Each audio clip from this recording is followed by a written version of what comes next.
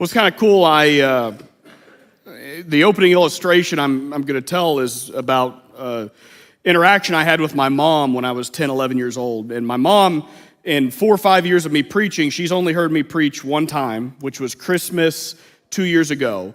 And last night, as I'm looking over my outline, and I've got my opening outline, and I'm getting everything ready to go, and I get a random text from my mom that says, "Hey, I think me and your stepdad are going to be there for the 10:30 service." Completely out of the blue. And so I'm like, well, there you go, God. That's so exciting. So I get to talk about my mom in this opening. She's not here, but she'll be here next hour. And I get to tell a fun story with me and my mom. So as Barbara Goodwin over here can attest to, I love roller coasters. Not as much as Barbara, but I enjoy going to amusement parks. I hate the lines. The lines are the worst. But I love the 48-second ride that you wait 2.5 hours for. It's a weird dynamic, but it's what we do as Americans. We love waiting so we can get that little bit of sensation of the amusement park ride. And so I will ride any ride, but that was not the case when I was in 4th, 5th grade. I was at Six Flags St. Louis with my mom and a couple of other people, and my mom said, "Hey, let's ride Mr. Freeze." If you don't know what Mr. Freeze is, it's really fast. There should be a picture. That's Mr. Freeze. Yeah, I know. Oh, no, it's okay. Nobody's ever died on Mr. Freeze that I know of. As a 10-year-old, I didn't know that because I would have ridden any ride as a 10-year-old kid. I wouldn't ride that one because you shoot out 71 miles an hour in 4 seconds. It's not like there's no like slow. It's boom, and then you do this, and then you go really high, and then it's over. And I'm like, I'm not going to ride that ride. But my mom's like, no, I want to ride Mr. Freeze, is what my mom said. And I said, well, I'm not going to ride it. My mom said, well, I'm not going to leave you. So how about you wait in line with me? And then once we get to the ride, my mom's like, I'll get on. And Roger, you can just wait and sit to the side. I fell for that. I'm like, okay, sounds good. So we wait 2 hours, and I'm about to go to the side, and my mom grabs my arm, and she says, sit down. And I say, no, Mom, no. And she says, no, sit down. And so I'm scared, and my mom's like, no, you're going to ride the ride. And some of you are like, what an awful thing to do. It's the best thing my mom ever did. So I get in, I buckle up, and I'm scared. I'm literally crying. And my mom looks at me, and she's just like, don't be afraid. I remember she just kind of like laughed about it. And she's like, don't be afraid. I remember saying that. And I remember saying, like, Mom, that does nothing for me right now. I'm hyperventilating, I'm scared, and your words have no meaning over me right now. They did nothing for me, but you know what cured it? You know what cured my fear for Mr. Freeze? Doing it. It took off, we got back, and my tears of fear turned into tears of joy. And now as a 31-year-old man, 20 years later, you know what my favorite roller coaster in the entire world is? Mr. Freeze at Six Flags St. Louis. Thank you, Mom. Some of you are shaking your head no. We can have a debate afterwards, I guess, on what you think is better. But Mr. Freeze to this day is my favorite roller coaster of all time. But in the moment, the words "do not be afraid" meant nothing for me, right? And we want to be fearless. I would like to tell that story and say, and then in that moment I became super courageous and it was this great. No, I was still absolutely petrified of what I was about to take off on. Because the words "do not be afraid" in that moment, they had no meaning. And yet my fearlessness was non-existent. I was not fearless in that moment. I was fearful. And you're fearful. You're not fearless. Any human being that says they're fearless is a liar because we can't be fearless. Fearlessness does not exist. We all fear, and here's what I would argue, fear is a good thing. It is good to fear. It is good to be afraid. Biologically, I believe God instilled fear in us so that we can survive.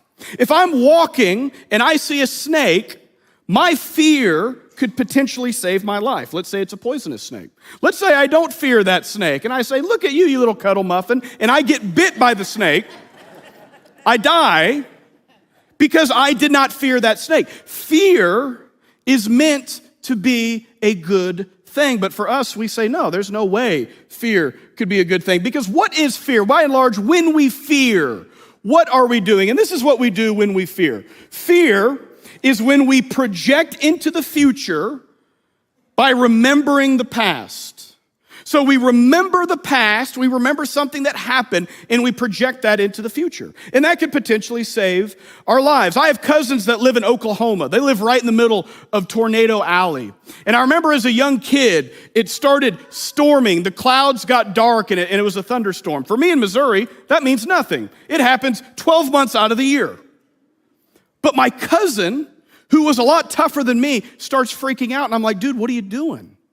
And then I remembered, what is he doing? He's remembering he had been in a tornado. He had been in an F4 tornado. So he was remembering the past. He was projecting into the future. It's storming. What does that mean? Oh no, there might be a tornado that is coming. It's why every time I leave my Dodge Charger, I check 15 times to make sure it's in park. And if you weren't here a couple years ago when I told the story, I'll catch you up later. Long story short, I left it in drive, got out, hit a fence. So when I leave my car, I'm like, okay, I'm good. And then I get out and then I peek through the window. Why? Because I'm remembering the past and I'm projecting that into the future.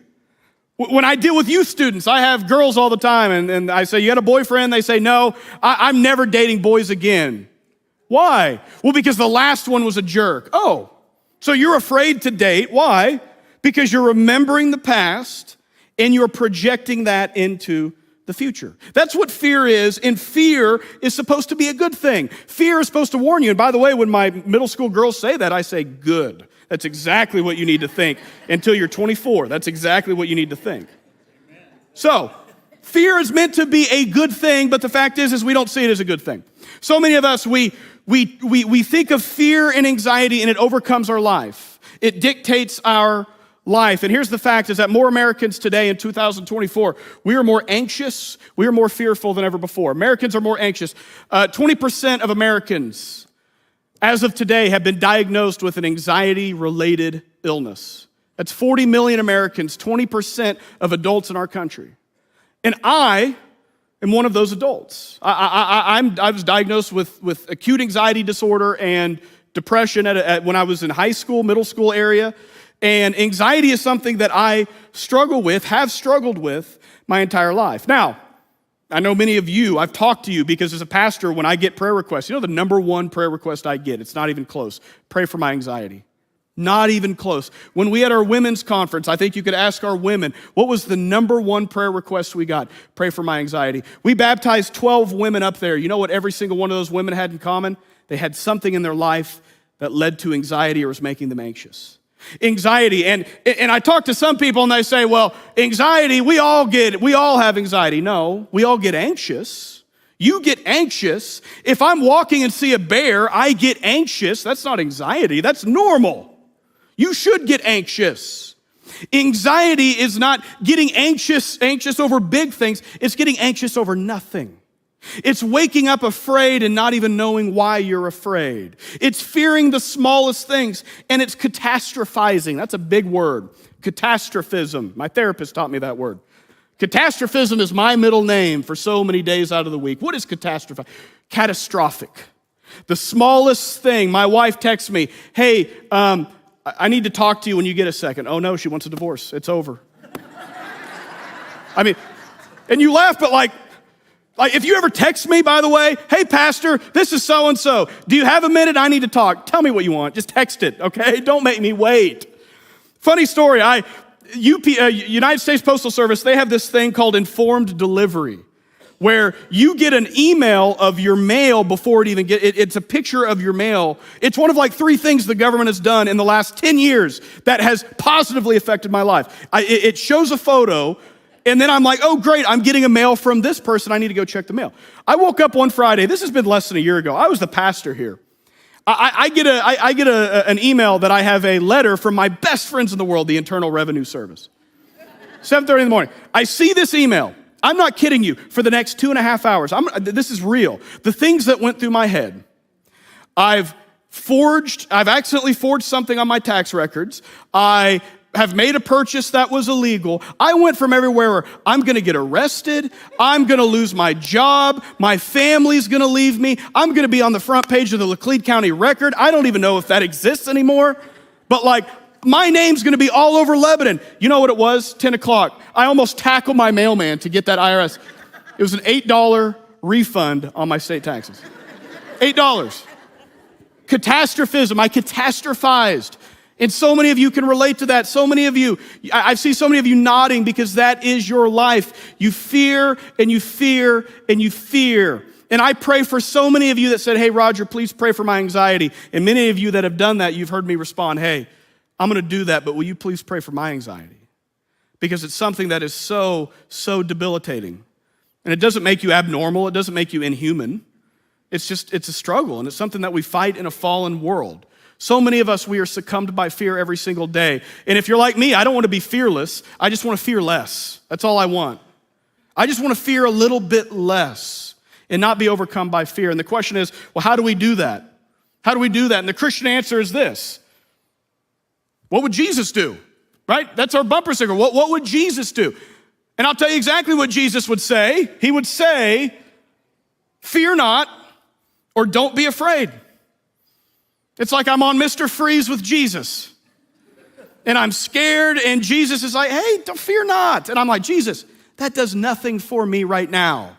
But that is the answer. Fear not, don't be afraid. If only it were as easy to speak.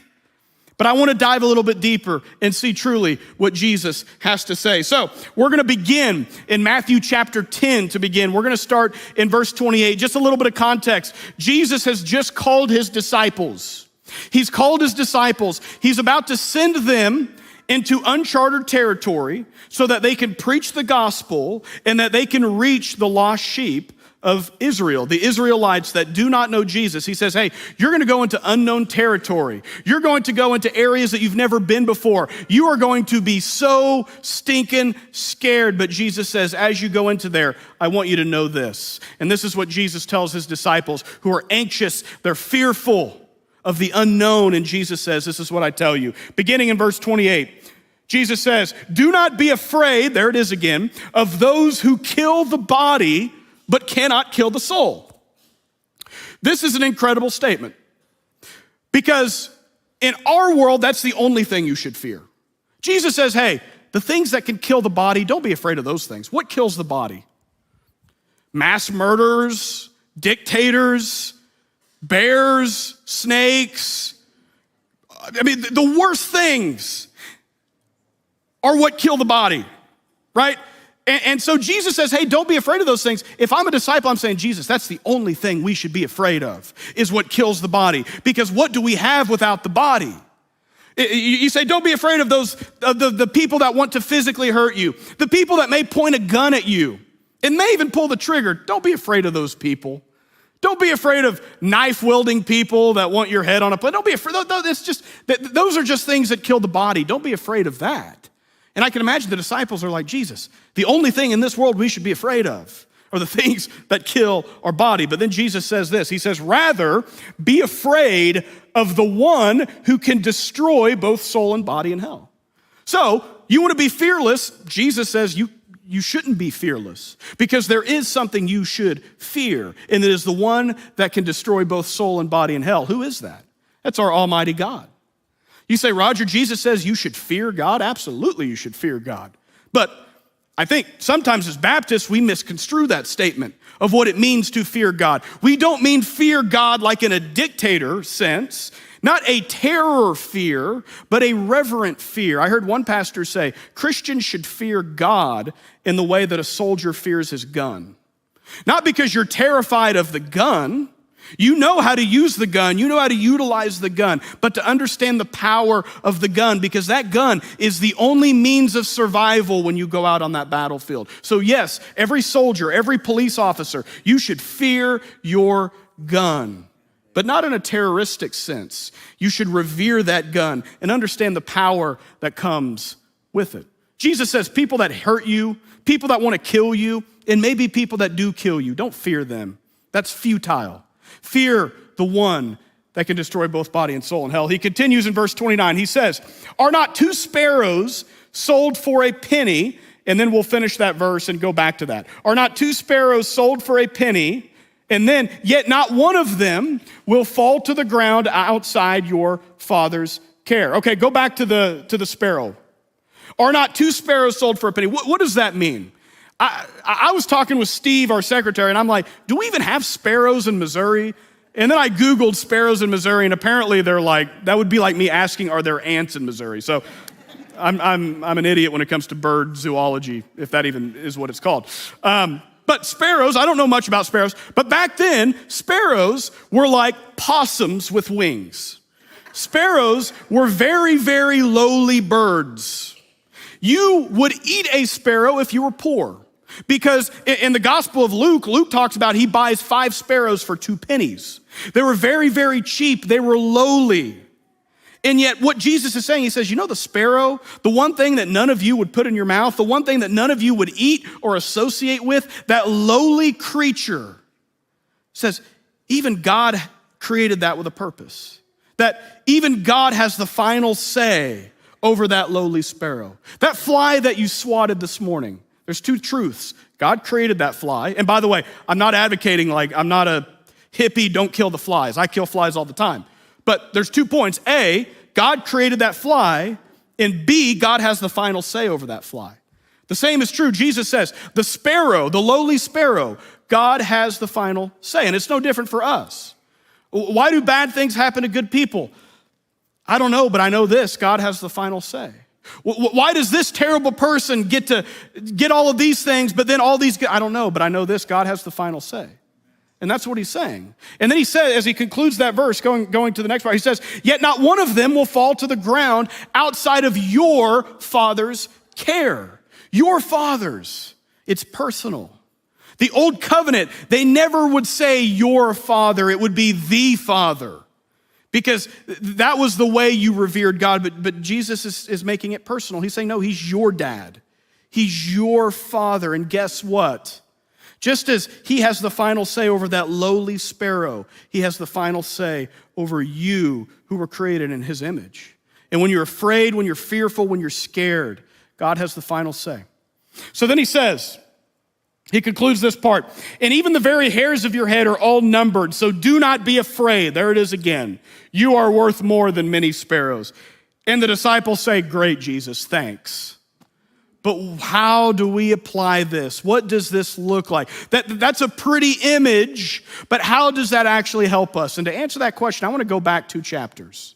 Because sometimes Jesus taught with his words, but sometimes Jesus taught with his actions. And he would do illustrations physically to be able to show them, hey, this is what don't be afraid looks like when you put it into practice. Matthew chapter 8, you've heard this story before, but I want to share it in a light that maybe you've never heard before. Jesus and his disciples, beginning in verse 23, Matthew chapter 8, Jesus says, then he got into the boat and his disciples followed him. Suddenly a furious storm came up on the lake, so the waves swept over the boat. And then it continues, but Jesus was sleeping.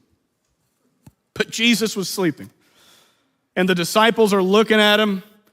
He's probably knocked out cold. I can imagine Jesus snoring as this boat is about to capsize. And the disciples experience the literal Jesus sleeping during their storm, but how many of you can relate to this verse right here? How many of you are in a storm, have been in a storm, and you look for Jesus in that storm and you feel like Jesus is just asleep? Maybe a financial storm, a marital storm, a storm of anxiety, a storm of families breaking up, a storm of careers, a storm of whatever it may be, mental health, physical health. You're in this storm. There's waves crashing into your life and you look down and Jesus is conked out. And you yell, Jesus, why aren't you helping me? Jesus, why won't you wake up? I can tell you there's so many chapters of my Christian walk where I've needed Jesus so badly, and in the moment I feel, Jesus, you're just sleeping right now. Jesus, I need you to wake up. I need you to stop the storm right now. And yet I look down and Jesus has some other plan for that storm. And in the moment I get angry, in the moment I get confused, the disciples probably felt the same way. Why is Jesus sleeping? And yet so many of us, we can relate to this moment of the disciples because we've all been in storms and sometimes wonder, Jesus, are you awake or are you sleeping right now? So from here, Jesus is sleeping, it continues. The disciples went and woke him saying, Lord, save us, we're going to drown. What are the disciples doing? They're remembering the past and projecting into the future because back then, boats were a common way of traveling. And storms were common as well. So everybody back then, you knew somebody that drowned in a boat from a storm. It would be like if you asking it, you know somebody that's died in a car accident, you would say yes. It would be no different. You would know somebody that drowned on a boat because of a storm. So the disciples are remembering this and they're projecting it and saying, Jesus, if you don't wake up, we are going to drown because of this storm. And I love what Jesus says. He says this, you have little faith, why are you so afraid? That almost sounds like an insult. Then he got up and rebuked the winds and the waves, and it was completely calm. And then the next verse, it says, the men were amazed and they asked, what kind of man is this? Even the winds and the waves obey him. And Jesus isn't showing off here. He's not performing a magic trick. He's not trying to impress his friends. Jesus didn't need to do that. What is Jesus trying to teach them? Because in that moment, where did their eyes go? It went to him. It was on the storm, and every once in a while, Jesus, oh, the storm. Jesus, oh, the storm. And then all of a sudden, the storm stops, and where do their eyes go? It goes straight to Christ. And this is what Jesus is trying to show his disciples. He's trying to show that their focus went from the storm to the one who calmed it. Their focus went from something to someone. And so when you ask, what is the cure for anxiety, which is kind of a incorrect question, because I would ask, what is the cure for cancer? What is the cure for lupus? What is the cure for balding? I don't know. I can't give you a cure. I can't make you fearless, but if I were to tell you this is how you fear less, focus on the one calming the storm versus focusing on the storm. And you say, well, Roger, he's not calming the storm. Well, because where are your eyes shifted? And maybe you're like the disciples and your eyes are still drifting at Jesus every once in a while, but the storm is still going on. And my response is, well, maybe Jesus has a plan for that storm. Who knows? But for the disciples, they shifted from something, from some storm to the one who calmed the storm. And that's so incredibly important. And I know the disciples were cowards for a big portion of their life before Jesus rose again. I mean, we know Peter denied him. We know Judas rejected him. We know Thomas ran away. We know all these different things. The disciples, there's a lot of embarrassing stories about the disciples that they wrote about themselves, which, by the way, is good evidence that it's true. Because historically, people that write embarrassing stories about themselves are telling the truth. And the disciples lay it out on the line. They were cowards for a big portion of their ministries until something happened. Jesus rose again. And they went from cowards to warriors. Before Jesus rose again, they feared those that harmed the body, like the storm. Before Jesus rose again, they said, don't kill me. And then they saw Jesus rise again, and for the second part of their life, they're saying, hey, I dare you to kill me. And that's why every single one of them except John died young and died in a brutal death, because they ceased fearing about what harms the body, and they started fearing ultimately the one who is above. They started fearing God and God alone. They went from cowards to warriors, and they started shifting their focus solely on Jesus, the one who was calming their storms, the one ultimately who had the final plan for them. They had a lot of unknown moments, the disciples. Their lives were unknown. When Jesus said, hey, go preach the gospel to the Israelites, that was the unknown, and they feared the unknown. And we all fear the unknown, because I would say, what do humans fear? We fear the unknown the most. It is, and I hear that all the time, and people say, I don't fear what I know, I fear what I don't know. And I say, I think that's a fundamentally silly question, or a silly statement. I don't fear the unknown. You shouldn't fear the unknown either. And maybe you don't believe in God. Maybe you're an atheist. And if you're here, I'm so glad. I was an atheist for a big chunk of my life. And when I was an atheist, I would have said, I fear the unknown, but none of us should fear the unknown. It doesn't mean if you believe in Jesus or you don't believe in Jesus. The fear of the unknown to me is fundamentally silly. And you notice there's a quote in the middle in your bulletin, and it's kind of a weird quote to put on a church bulletin. It's from Richard Dawkins. Richard Dawkins he is a famous atheist. I was a disciple of Richard Dawkins when I was in high school. He wrote the book, The God Delusion, in 2007. Talking about how religion is terrible, God does not exist. And this is what when they asked Richard Dawkins, when it comes to the unknown of the world, when it comes to our existence, what is the response from an atheist? And this is what he said. He said, the universe we observe has precisely the properties we should expect if there is at bottom no design, no purpose, no evil, no good, nothing but blind, pitiless indifference. You are nothing more than molecules in motion if Jesus did not rise. If God does not exist, our existence on this earth, we're here for a little bit of time, our bodies are destroyed, and that's it. I say it all the time, it's like a game of Monopoly. Collect as many properties and as much cash as you can, because in the end, it's all going back in the box.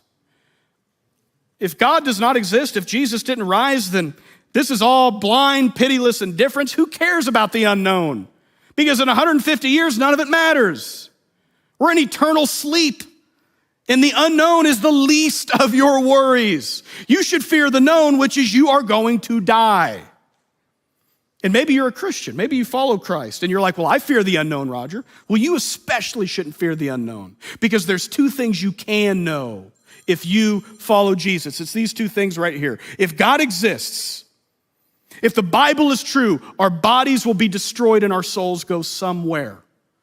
That's the truth. This body that you want to protect, that we're so anxious about, that we're so fearful about. I don't care how many miles you run, how much kale you eat, whatever health stuff that you do that I don't. We're both going to decompose at the same rate. And our souls are going to go somewhere, either heaven or hell. That's what we know. Once you know those things, the fear of the unknown, who cares?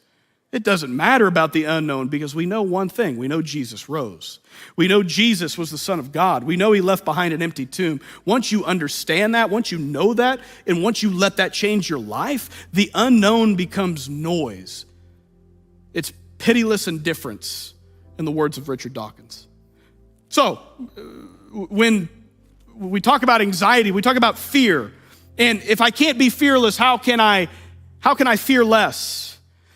And I walk through this every single day in my life, but I wanted to share something. I've never shared this before. I shared this with our staff for the very first time on Monday. Only a few people know this story.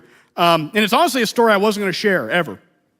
But I was preparing this message of what does it mean to shift our eyes from the storm to the one who calms it? What does it mean when we put Jesus front and center? This is the only example that I felt the Holy Spirit was telling me you need to tell them that. So April 10th, 2022. Where were you on April 10th, 2022? Many of you were sitting right here, or prison. April 10th, 2022. It was a Sunday morning here at Team FBC. You know who was preaching that morning?